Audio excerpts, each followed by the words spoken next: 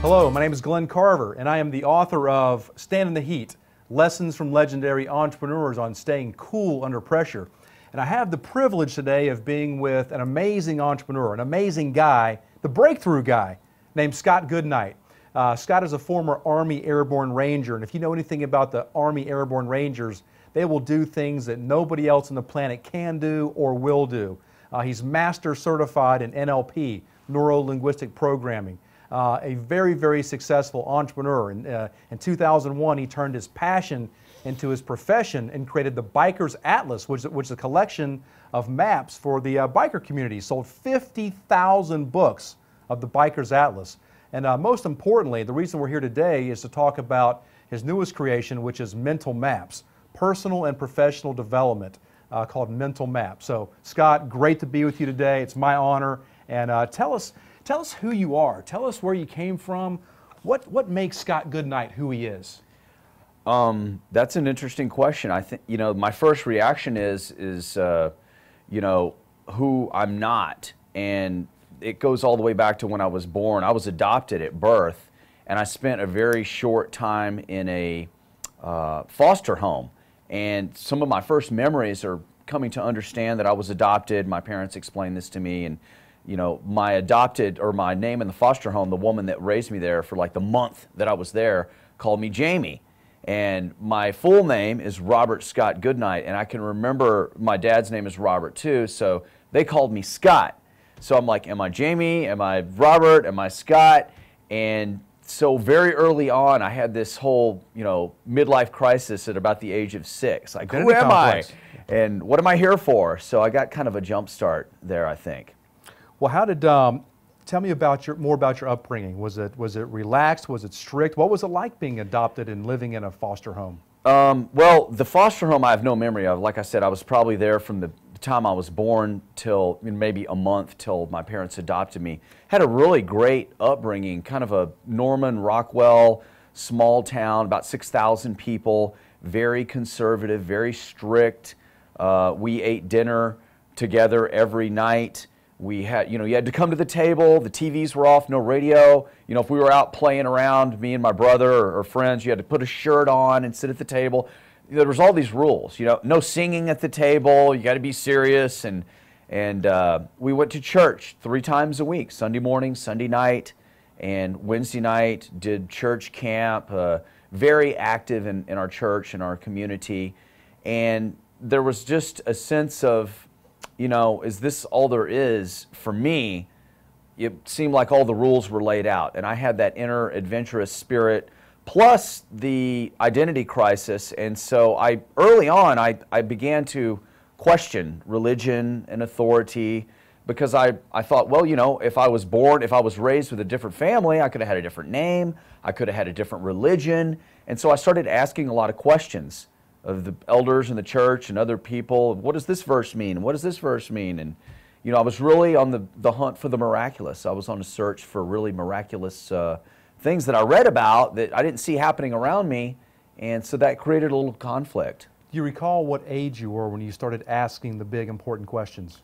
Definitely in my early teens, because one of the rituals in the church that I was raised in was baptism, and that pretty much everybody I knew was getting baptized in their early teens, and I really resisted that. I questioned the whole thing, and so I started asking a lot of intense questions, because they were asking me intense questions. They're like, why aren't you going to get dunked in the tank? And I'm like, well, because I don't, I'm not sure I believe that this is going to do anything.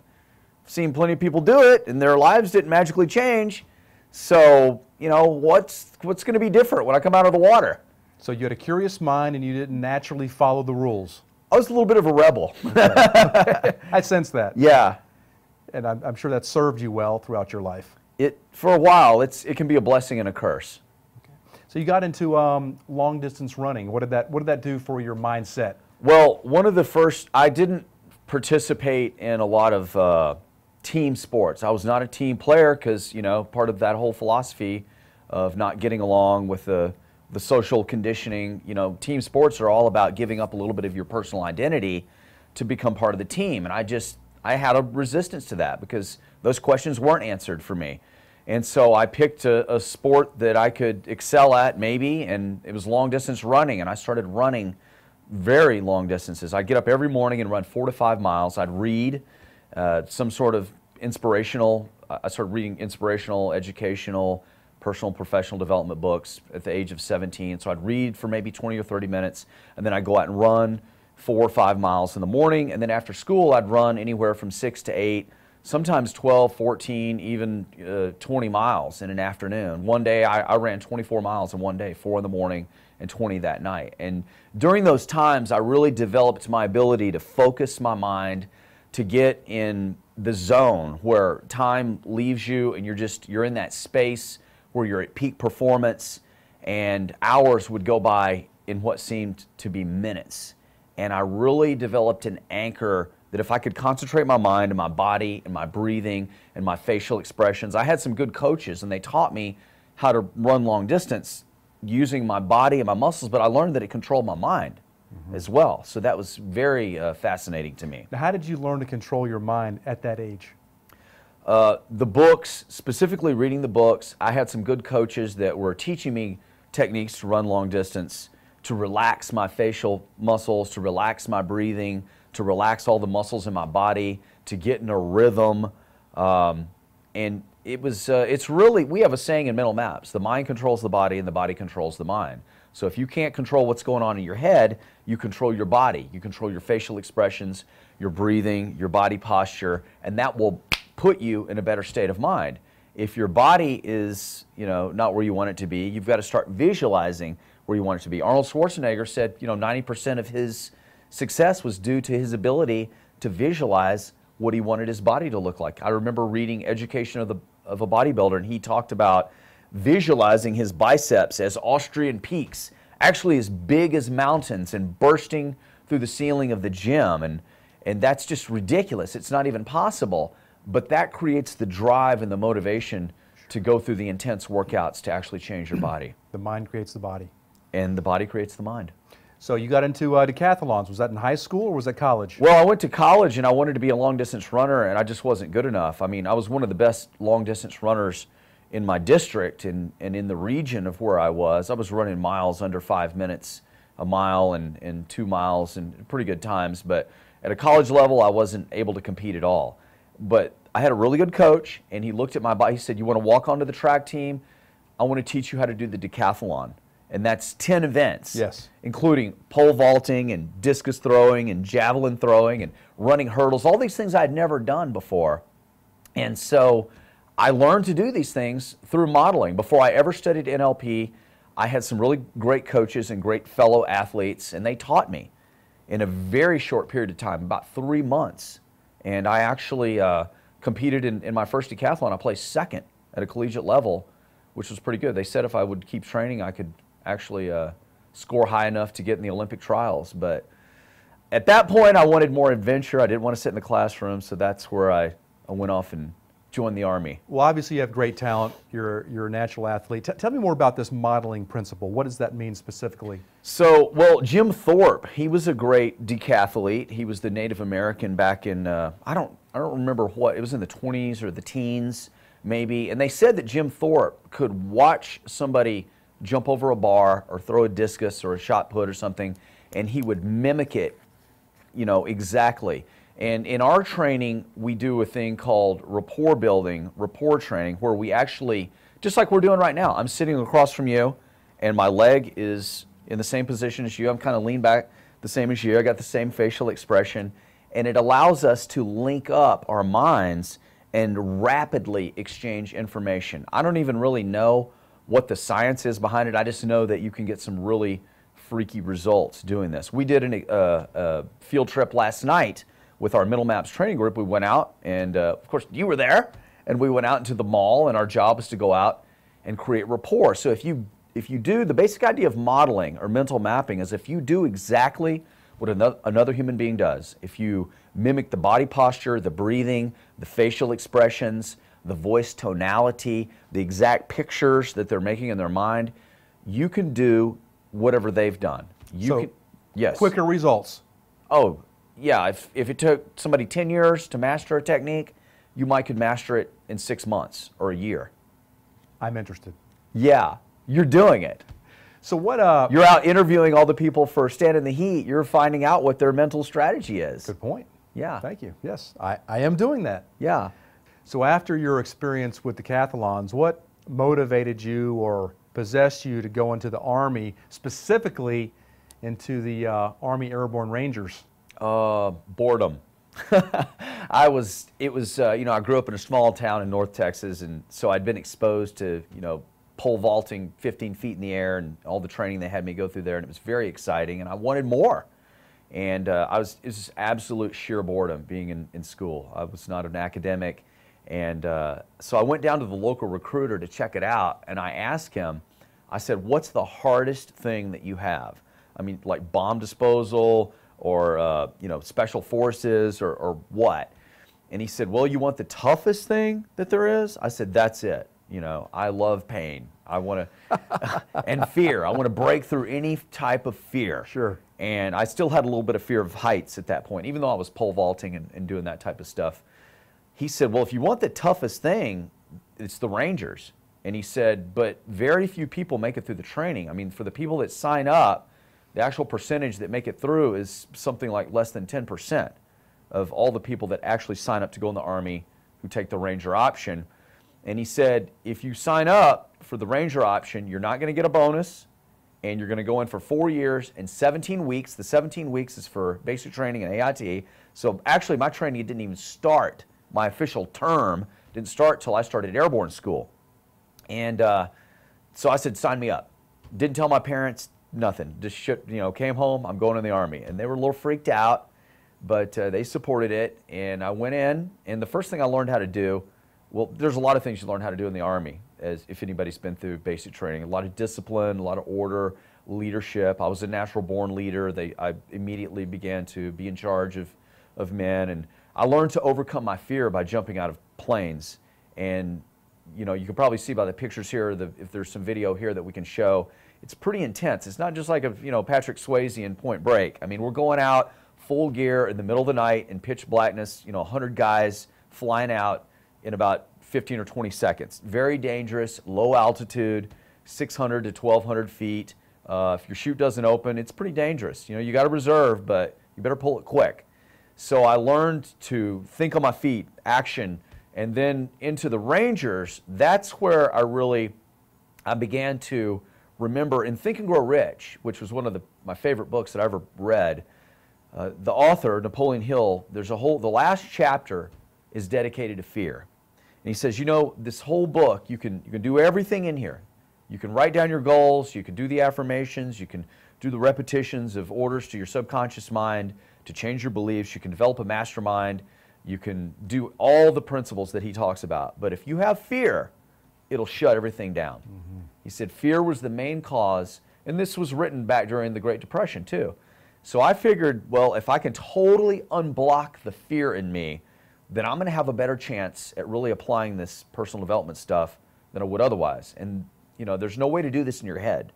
So I went in and I went through the Ranger training and went through RIP, went to a Ranger battalion. I went through Ranger school. I was one of the first guys to go through Ranger school. I actually turned 21 in Ranger school.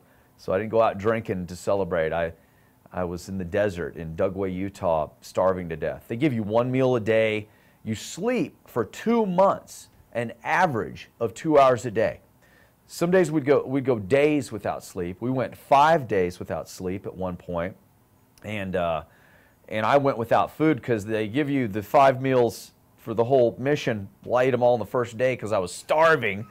So I went the next 4 days with no food. Some scarcity there. Yeah, a little scarcity, a little survival mode. Yeah, so on Abraham Maslow's pyramid, most people have no idea what happens when you actually go into survival mode. And I got to experience that. And what happens is your brain shuts down. You don't think about anything but eating and sleeping and comfort. And, we almost froze to death in the mountains, almost, starved to death in the desert. It was very extreme. And I got to experience what it's actually like to go into survival mode. So no matter what I experienced as an entrepreneur, financial lack or whatever, I would always go, well, at least, I'm not in Ranger school. So I met Scott about 6 months ago at a networking event, and we got to know each other, and I learned a little bit about what he does, and I told him about the book that I'm writing. He said, Glenn, if you're talking about standing in the heat, you need to come walk on fire. And I said, what? You know, what are you talking about, walking on fire? He said, yeah, walking on hot coals. And I said, what are you talking about? He said, I teach people how to break through fear, overcome their whatever fear they have by walking on hot coals. And I just thought that was phenomenal. So I had to take him up on the challenge. I've been skydiving. I've got to go walk on coals. So Scott, why heat? Why do you use heat? Well, so you know why, but for those of you who don't know, for the people that are watching this that don't know, I'm not trying to train stunt people. That's not my business. And you know, I've taught people from 18 years old all the way up to 80 to walk on fire. So it's not as an extreme of a thing as people make it out to be. Although the coals are up to 1,200, sometimes 1,400 degrees in heat, which is hot enough to melt aluminum. And we walk across them barefoot, as you know. The reason why I teach firewalking is because it's an extreme way to get a point across that you can do things that you just have no idea that you're capable of doing. And whenever you do something that you don't think you're capable of doing, what that does in the unconscious mind is it challenges every other belief about things that you don't think that you can do. Whether it's losing a certain amount of weight, making a certain amount of money, having a certain type of relationship, a certain type of career. Maybe you want to make your vacation your vocation. You want to actually take something that you would pay to do on vacation and turn that into your job, and your mind is saying, that's just impossible. I'll never be able to do that. Well, once you do something like walking on fire, it sort of resets the internal thermostat to, well, you know, if I did that, maybe I could do, what else could I do? And so that's the reason why. You know, we can talk all day long in a seminar. You can listen to all the CDs that you want. I mean, think about like learning to ride a bicycle. You didn't learn to ride a bicycle by watching a video or reading a book. If you're going to learn to skydive, you don't watch a video or read a book. You've actually got to do it. So to be successful in all these other areas, you've got to do something dramatic to break through the fear programming that's in your neurology. And that's why we do it. After you left the Army as an Airborne Ranger, you became Master Certified in NLP, neuro-linguistic programming. How does that work how's that woven into your work and into mental maps? Well, in NLP, the whole idea of NLP is that if anybody out there has ever learned how to do something, a certain behavior, a skill, a strategy, or produced a certain result, or got themselves able to live in a certain emotional state of mind that's rare and unique, it's not because they're talented or although the talent could be there, or they have good luck or good looks or good upbringing or training, or all those factors are really irrelevant. The difference between people is the difference in their mental maps. We all really have amazing, like I said before, we have just this incredible amount of capability. Just think about it like an iceberg. And we're floating through the ocean of life with that little bitty part sticking out of the top that looks huge above the water, but the monstrosity is below the water, and that's your unconscious mind. That's what's keeping you breathing. That's what's keeping your heart beating, your food digesting. It's also what's controlling your level of success or failure in finances, in relationships, in your career, and every other area of your life. So the idea of NLP, the idea of mental maps is modeling. They call it modeling in NLP. We call it mapping in mental maps. Is that you want to find out specifically how a person's using their mind, what pictures they're making, how they're talking to themselves, the voices that they're hearing. It's literally like an inner theater. And so it's a movie. It's like a holographic movie that you're in of reality. And if you can find out how somebody's doing that and how they're using their facial expressions and their eye movements, their breathing, their body language, how they're eating, exercising, and you can duplicate that, just like a chef in a kitchen.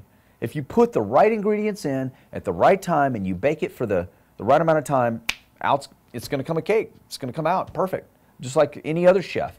So the difference between people is not capability. The difference between people is mental maps. Brilliant. So it's all about recipes. It's all about recipes. I love and I'm fascinated with your project, the Biker's Atlas, that you took from an idea. It was your idea, your baby, and made millions of dollars with it. So how can you use, how can the listener or the viewer or somebody who comes into this community use the mental maps technology to take an idea and actually literally create something with it?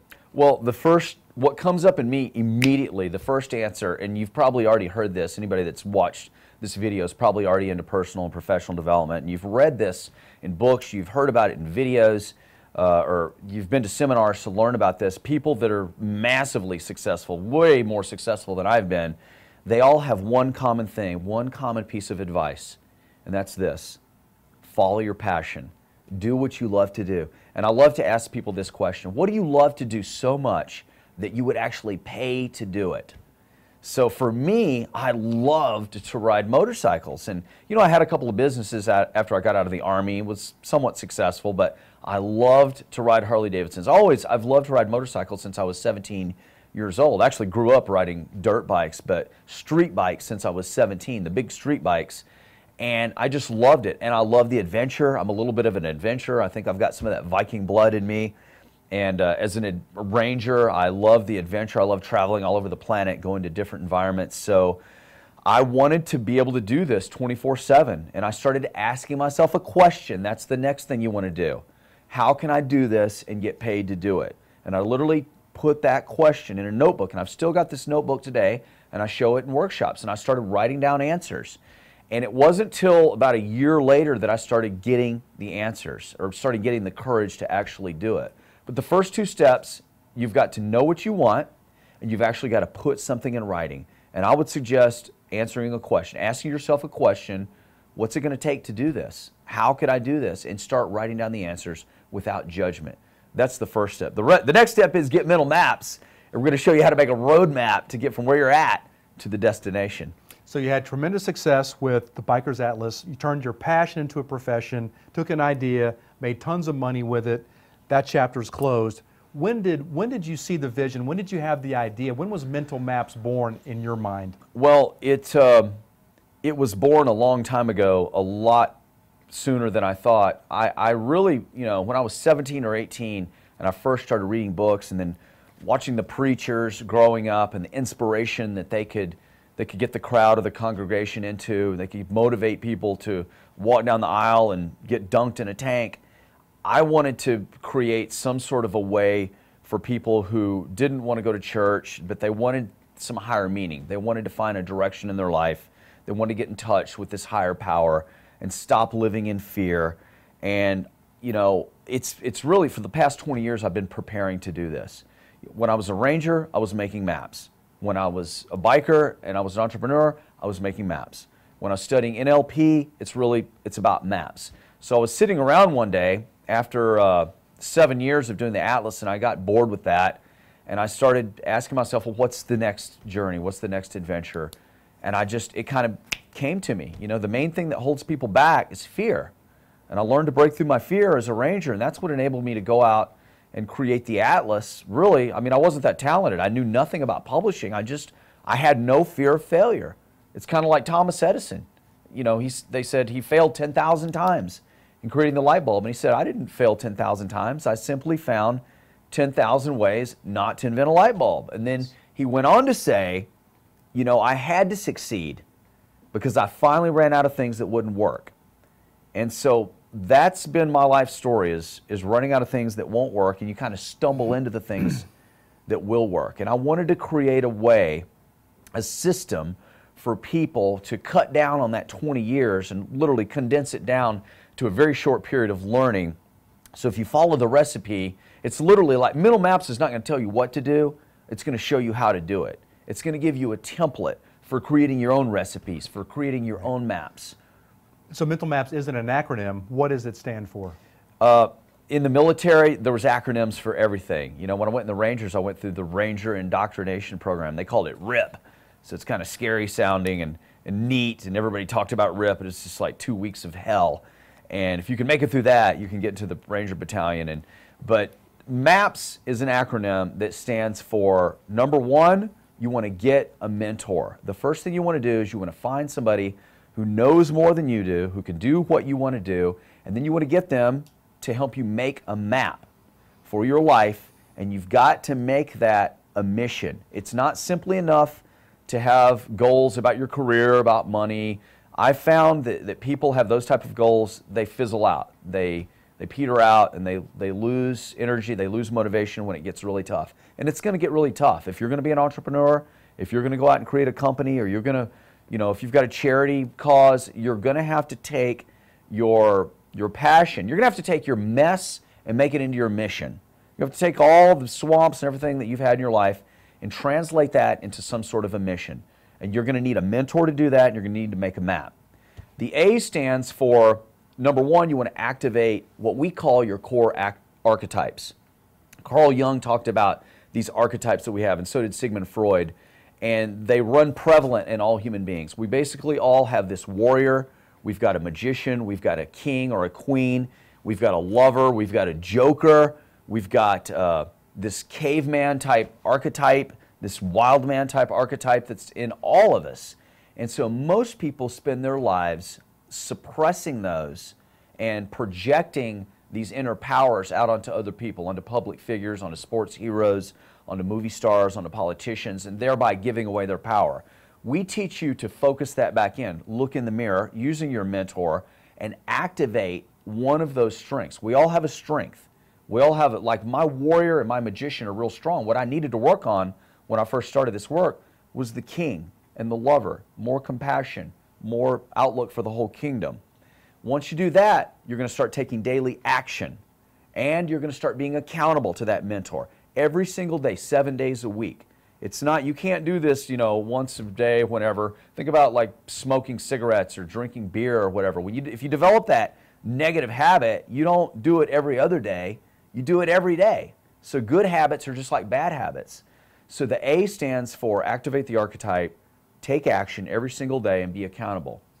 The P stands for passion. It goes back to that making your vacation your vocation, or your vocation your vacation, whichever way you want to look at it.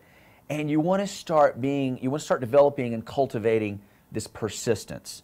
Henry Ford said the quality of persistence is to the character of man what carbon is to steel. And that's a pretty powerful statement about persistence, because what carbon does is it makes steel flexible. And before that it was iron, it was just rigid and would break. So the carbon made the steel flexible, and that's how we have skyscrapers. And you want to learn to be patient, because it takes time. Rome wasn't built in a day. And it's not going to, your life is not going to change overnight. Okay, if you've been going down a path for a long time, it's going to take a little bit of time to change it. But hopefully the whole process here is not going to take you 20 years like it took me. We're going to condense that down into maybe a couple years, maybe even a couple of months. The S stands for support others, and to allow yourself to be supported by a community, by other mentors, by other students that are surrounding you, by your mentor. And a lot of people, they've got a real problem with this. Especially here in America, it's a real dog-eat-dog philosophy. We live with the myth of the self-made man or woman, and it's a total myth. And we need to learn how to be supported and to support others. We've got a saying, there are 7 basic principles that Mental Maps is based on. And the 7th principle, once you've been through all the steps of Mental Maps, the 7th one is to pay it forward, to become a guide. And we say if you just make it your mission to help enough other people get what they want and need, you're going to get what you want and need automatically. So that's what the S stands for.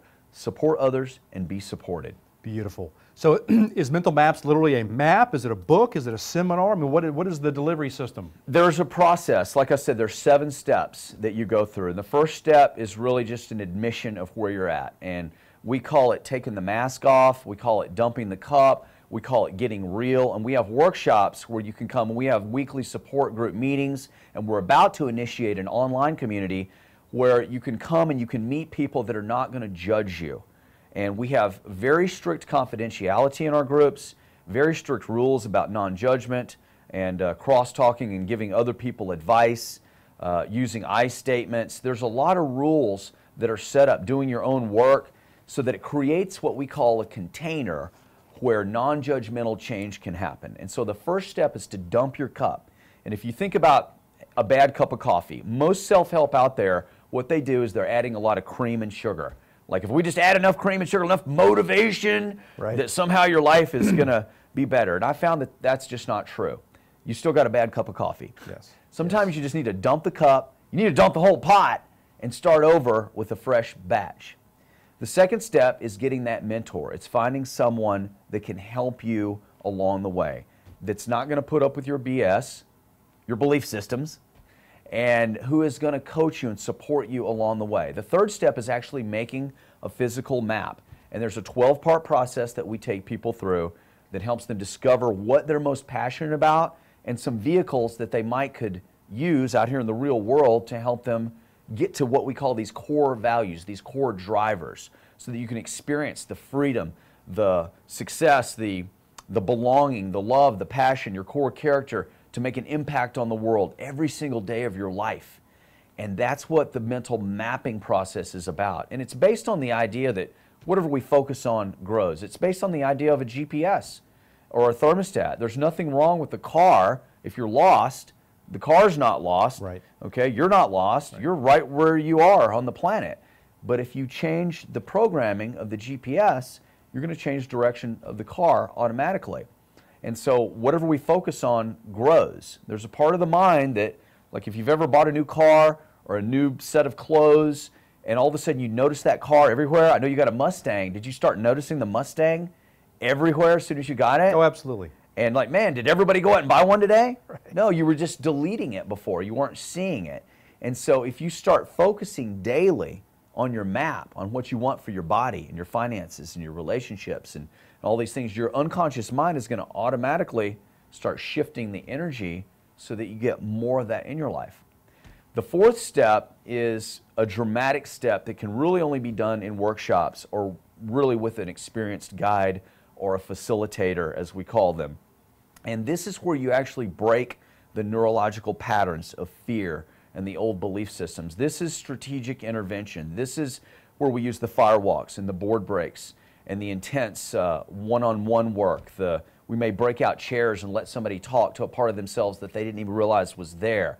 We may have somebody, scream at the wall or scream at another person that represents their father or their mother. We use all sorts of techniques to help people unleash that energy that's been pent up inside of them. And then once that happens, now they've got their map, they've got all this energy, it's unblocked, they can start taking step 5, which is daily action for a period of 90 days. And we all know that a good or a bad habit it takes 30 days to make or break a good or bad habit, right? Well, what I found is after that period's over, you can go right back if you're not careful, if you don't replace it with something.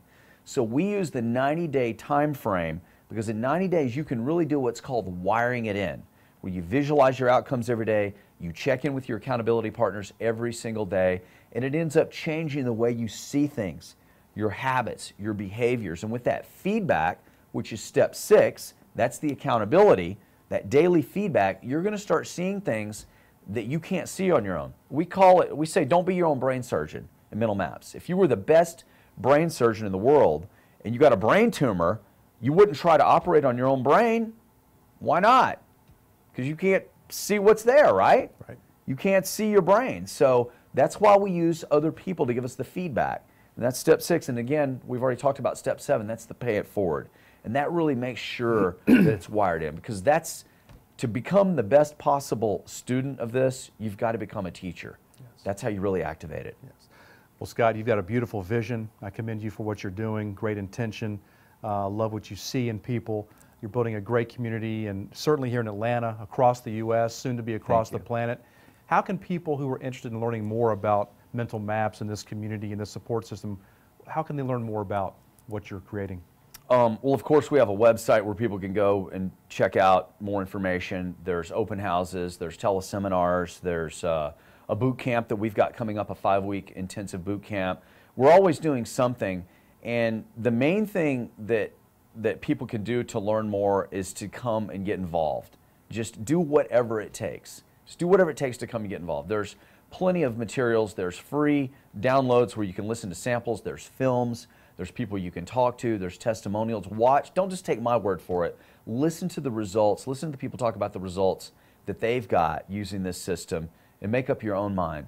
And just remember this, you know, the mind is like a parachute. It's got to be open to work. There's another one of those old sayings we had in the Rangers. And, you know, if you always do what you've always done, you're always going to get what you've always got. So try something new. Be willing to try something new. And, you know, if you don't like it, you can go back to your old way, but you may pick up something new. But I just encourage people to just try something. Give it a try. Great advice. Well, it's been a pleasure to be here today. Honored to be your friend, part of your community, support what you're doing, and looking forward to us having a huge impact on our community, the country, and ultimately the world. Thank you, Glenn. My pleasure, and thank you for showing up. Thank you for showing up and doing your work. Keep up the good work that you're doing. The world needs more men like you. Thank you.